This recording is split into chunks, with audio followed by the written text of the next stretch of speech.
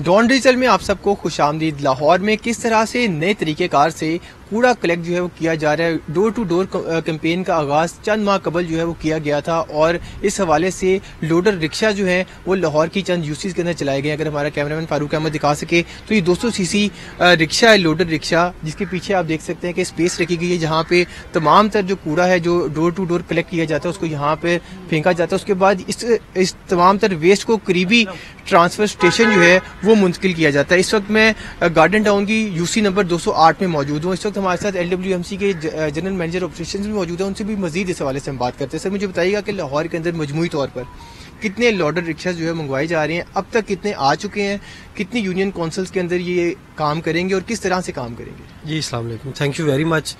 इस पे ये है कि हमने लाहौर में इनिशियली 274 यूसीज में हमने पूरा प्लान है डोर टू डोर रिक्शा चलाने का, और ये पहली दफ़ा हम जो है ना door to door waste collection करने जा रहे हैं। इससे पहले भी जो फॉरेन कंपनीज थी उन्होंने ये काम शुरू किया था, लेकिन अल्हम्दुलिल्लाह ये जो ना सबसे बड़ा डोर टू डोर कलेक्शन का सिस्टम बनने जा रहा है। अभी हम कह सकते हैं कि हमने 90 यूसीज में कोई 900 के करीब रिक्शाज जो है ना वो डोर टू डोर कलेक्शन के लिए ऐड कर दी हैं।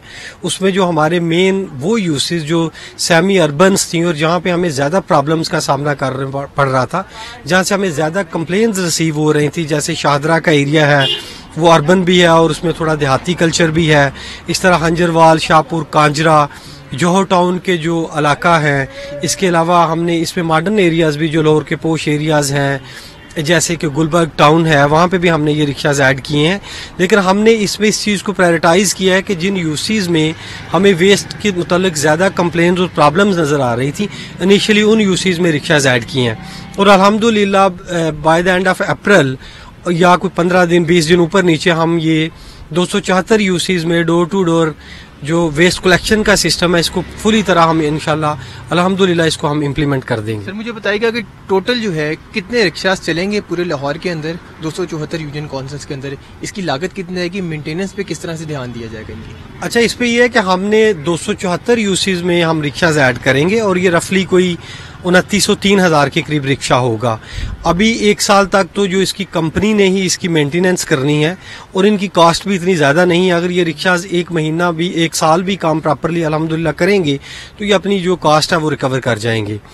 और सबसे बड़ा इसका ये फ़ायदा होगा कि हम लोगों को उनके डोर स्टेप पे ये जो वेस्ट कलेक्शन की सर्विस जो है ना वो मुहैया करने जा रहे हैं। सर मुझे बताइएगा ये जो रिक्शा आपने मंगवाए हैं लोडर रिक्शे, क्या ये लोकल कंपनी से बनवा रहे हैं, मल्टीनेशनल कंपनी से बना रहे हैं, किस तरह बनवा रहे हैं? नहीं जी नहीं, बिल्कुल ये लोकल कंपनीज से हैं, ये लोकल मेड है। आप बिल्कुल अपने कैमरामैन को बताएं वो थोड़ा इसको व्यू भी लोगों को दिखा दे।